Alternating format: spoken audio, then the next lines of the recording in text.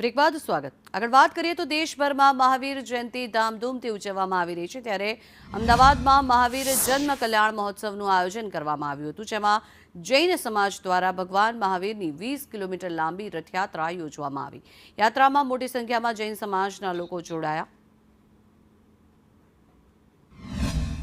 આજે મહાવીર જયંતિનો પર્વ છે, ત્યારે અમદાવાદમાં જૈન સમુદાય દ્વારા મહાવીર જન્મોત્સવ છે તેને આજે ઉજવણી કરવા માટે ભવ્ય એક યાત્રાનું આયોજન કરવામાં આવ્યું છે। ખાસ કરીને ઐતિહાસિક રથયાત્રા જે છે તે ભગવાન મહાવીરના સિદ્ધાંતોનો પ્રચાર કરવા માટે, જૈન ધર્મનો પ્રભાવ વધારવા માટે આખું આયોજન કરવામાં આવ્યું છે। ત્યારે જોઈ શકાય છે કે આદિનાથ દિગંબર જૈન યુવક મંડળ દ્વારા આખું આ જે મહાવીર જન્મ કલ્યાણ મહોત્સવ છે તેનું આયોજન કરવામાં આવ્યું છે। અમદાવાદ પૂર્વ અને પશ્ચિમ એમ અલગ અલગ બે ભાગમાં આજે આખી આ જે યાત્રા છે તે યોજાઈ રહી છે। જે ખાસ કરીને અહીંયા જોઈ શકાય છે કે તમામ લોકો આજે મહાવીર જે ભગવાન મહાવીર છે તેમના સિદ્ધાંતોનું જે ઝાંખી માટે આ કરવામાં આવ્યું। મયંકભાઈ, કઈ રીતનાનું આયોજન, કેટલા લોકો જોડાયા છે આમાં? આપણે અહીંયા લોકોની જોડાવાની છે કરીબન 5 થી 7 હજાર અહીંયા અને 3 થી 4 હજાર વિસ્તાર ઈસ્ટ ઝોનની અંદર, વેસ્ટ ઝોનની અંદર, અને આપણા રેલી નીકળી ગઈ છે।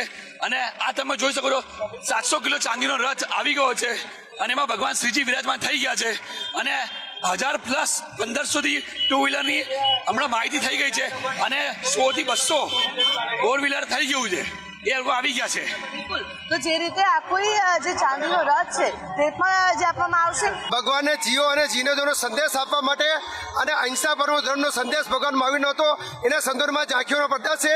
જૈન ધર્મના શું વિશેષતા હોય એ વિશેષતા પ્રમાણે એનો સંદેશ આપવામાં આવે છે। શું કહેવું છે આપનું, જે રીતે આખું આ આયોજન ચાંદીનો રથ પણ તૈયાર કરવામાં આવ્યો છે? ચાંદીનો રથ અહીંથી બાપુનગરથી ચાલીને આપણે રિવરફ્રન્ટ ઉપર જશે અને આ રથ જે છે બહુ 100 સાલ પુરાણું છે અને આમાં નેમિચંદજી પાંડ્યાએ રથ બનાવ્યું છે અને રથ ચાંદીનો પૂરો છે અને બહુ સારું સરસ, અને તે ટાઈમમાં પણ એવું પદ્ધતિ પણ બન્યું છે। લોકો જે જૈન ધર્મ સમુદાયના લોકો છે મહાવીર જયંતિની ઉજવણી કરતા જોવા મળી રહ્યા છે। કેમેરા પર્સન વિક્રાંત શર્મા સાથે આયુષ યાગ્નિક સંદેશ, અમદાવાદ।